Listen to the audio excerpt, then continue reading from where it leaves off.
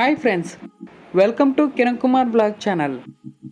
ఈరోజు ఈ వీడియోలో నేను మీకు హైదరాబాద్లోని సనత్ నగర్లో ఉన్న ఈఎస్ఐసి హాస్పిటల్ని చూపించబోతున్నాను.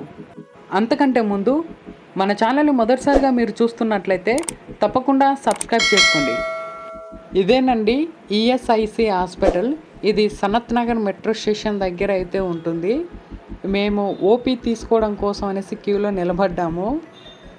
ఒక గంట ఓపీ తీసుకోవడానికి నిలబడిన తర్వాత అక్కడ జరుగుతున్న కొంతమంది ఎవరైతే పేషెంట్స్ తాలూకు బంధువులు పేషెంట్స్ కానీ ఎంతసేపు నిలబడాలి అనేసి చిన్నపాటి గొడవ అయితే చేస్తున్నారు.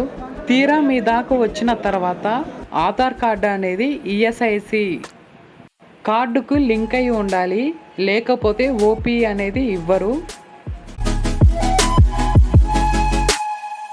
మేము క్యూలో నిలబడినప్పుడు గంట సేపు క్యూలో నిలబడినాం కదా, ఇతను ఎవరో స్లిప్ ఓపీ తీసుకొని వెళ్ళాడు. కానీ ఒక హెల్త్ డిపార్ట్మెంట్కి రాయాల్సిన పోయి ఇంకో హెల్త్ డిపార్ట్మెంట్కి రాశాడు. మళ్ళీ ఓపీ తీసుకోవడం కోసం అనేసి ఇతనైతే వచ్చాడు. మేము కూడా వెళ్ళి ఓపీ తీసుకోవడానికి ప్రయత్నించినప్పుడు ఆధార్ కార్డు లింక్ లేదని చెప్పి మళ్ళీ తిప్పి పంపించారు. అంటే ఇంకోవైపు ఆధార్ కార్డు అయితే లింక్ చేస్తున్నారు. అక్కడ ఒక గంట సేపు వెయిట్ చేసి మళ్ళీ అక్కడ తీసుకొని టోటల్గా 3 గంటలు మాకు అక్కడే టైం అయిపోయింది. మొత్తానికైతే మేము ఓపీ తీసుకొని ఈ డాక్టర్ని కలవడానికి అయితే వెళ్తున్నాము.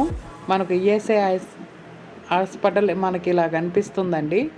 మీరు కూడా ఎవరైనా హాస్పిటల్కి వచ్చేటప్పుడు డాక్యుమెంట్లు అన్నీ కూడా కరెక్ట్గా ఉన్నాయా లేదా అని చూసుకొని రావాలి. ఒకవేళ పొరపాటుగా వన్స్ వచ్చిన తర్వాత గాబరా పడిపోతారు. వచ్చిన పని అవ్వదు. ఇదే మా ఐ టెస్టింగ్, అంటే కళ్ళు ఎలా ఉన్నాయి జస్ట్ ఆ ప్రాబ్లం తోటి మేము చెక్ చేసుకోవడానికి వచ్చాము. చూడండి ఇక్కడ కూడా ఎంతమంది క్యూలో ఉన్నారో.